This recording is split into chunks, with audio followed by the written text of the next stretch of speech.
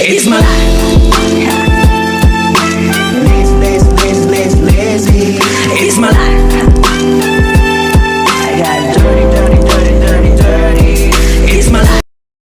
Hello guys, tayo ay magpapaksiw ng isda.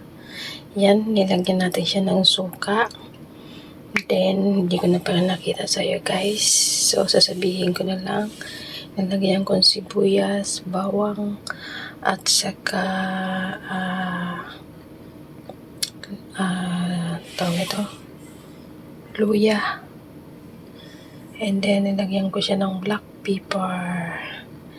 Yan. At nilagyan ko siya ng isang laurel. At nilagyan ko pa siya ng mantikang konti. At saka oyster soy sauce na konti. And then patis. Yan. Yung paksiw natin. So, diba? Yummy, yummy. So, lagyan natin ng dalawang globe. Yan. Diba? At iisasayang na natin, guys. Okay. Babalikan ko kayo, guys, mamaya. Pag ito ay naisaing na.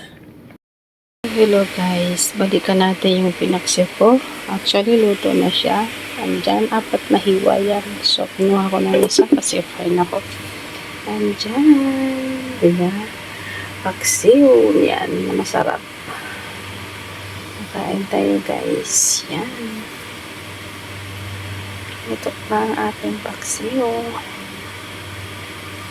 Let's say yummy. Ayan.